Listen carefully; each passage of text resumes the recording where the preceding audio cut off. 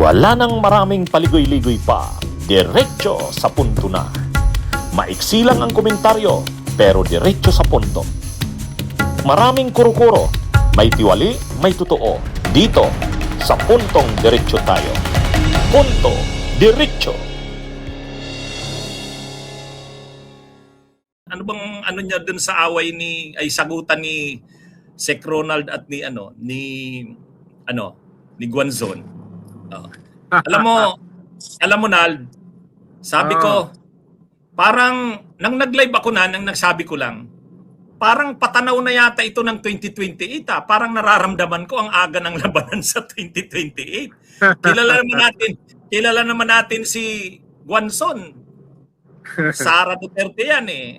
Alam naman natin na Sara Duterte. Tapos si Sec Ronald naman, alam naman natin ang tinutulak niyan si Senador Risa. Kung maglalaban si Risa sa kasi Sara pala sa 2028, lalong titindi ang labanan ni Ronald at saka ni Guanzon. Anong masasabi mo diyan, Nald?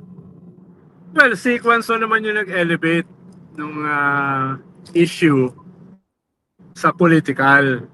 Ako naman ay nung napanood ko lang yung video na nagwawala siya sa Rockwell at pinagmumura niya yung mag-asawa, no, na sinabihan siya na magsuot ng mask dahil ubo siya ng ubo.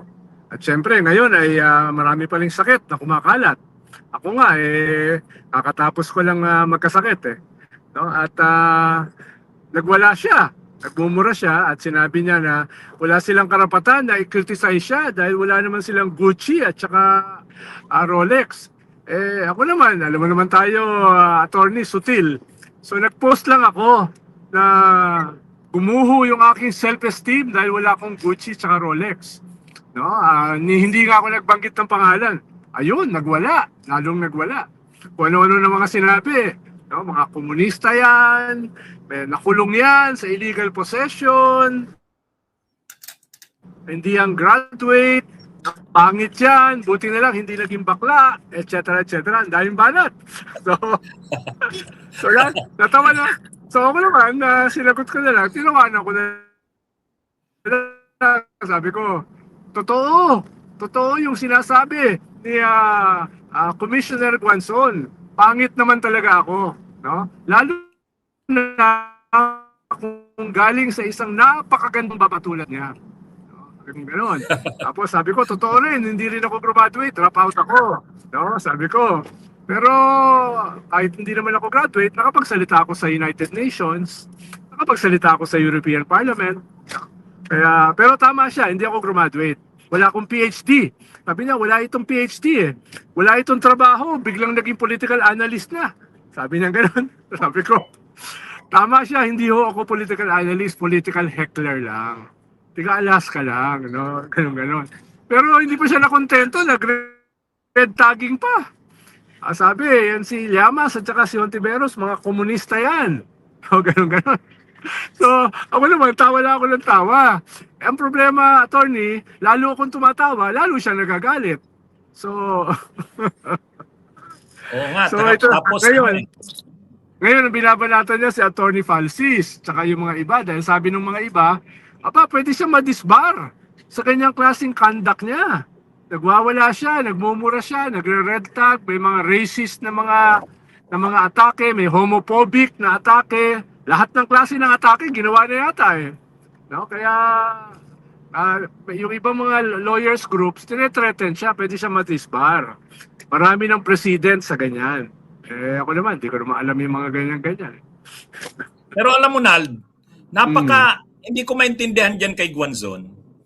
Ano niya na pagdidepensa sa mga DDS sa Duterte.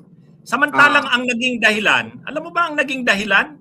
Sino talaga yung gumalaw na wag siyang makaupo?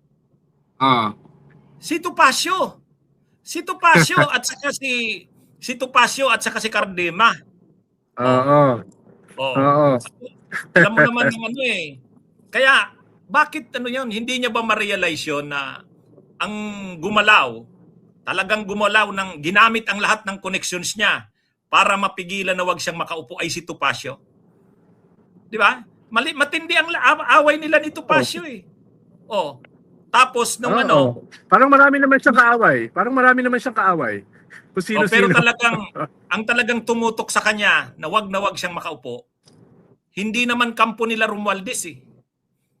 Kampo nila Topacio. And yet ngayon, kasama niya sila Topacio. Unang-una, nagpanalo sa kanya. Alam mo naman yung paano nanalo yung kanyang party list, yung P3PWD. Alam nyo naman, Sumama yan magkakasama sa tayo. Lenny. Sumama yan kay Lenny. At saka alam mo, tayo nun, magkakasama tayo sa Lenny, siya lang. Yung kanyang P3PWD lang. At Siya saka lang yung ang party agree. list. Yes. Oo. Siya lang ang yung pinayagan pinisalita. magsalita sa stage. Yes. Oo. Tayo, hindi pinayagan. Oo. Yung akbayan sa Kabunyog, wala. Sila lang. Agree. At saka P3PWD. Kaya nga sila lang yung nanalo eh. Panahon ni Lenny. And yet ngayon, ayun, nandiyan na siya sa Duterte. Pero sabi niya, hindi naman daw siya DDS. Kakampings daw siya. Kaya, ewan ko, bagay, wag na natin yan, Ald. Baka tayo na naman ang anuhin yan. Ang sabi ko nga, kahit sabihin niya na hindi siya sabi ko nga, attorney, kahit sabihin niya na hindi siya DDS, yung kanyang attitude, yung kanyang conduct, yung kanyang character, ay DDS na DDS. Diba? Kaya birds of the same feather are the same birds. Oo. Anyway, Kahit anong denial niya. May mga nagpo-float sa kanya, tatakbo daw na pino-float ng mga DDS kasama sa line-up ng mga senador. Awan ko, bahala siya kung ano eh. Ang problema sa kanya, inaasahan niya kukunin siya ni Sarang spokesperson eh. Hindi naman siya kinuha ni Sarang spokesperson. Di ba? Bagay sila. Ang balat nga niya, kaya daw namin siya binabanatan ay dahil tatakbo daw siyang senador at lalabanan ko daw siya. Bala ko daw mag-senador, kaya daw binabanatan ko siya. Tawa lang ako ng tawa. Bunyog, halikan na kasama ka. Bunyog, kapag buklod ay may pag-asa. Luzon, Visayas, Mindanao, isa ang pananaw. Sa bagong Pilipinas ang bunyog isisigaw. Bunyog.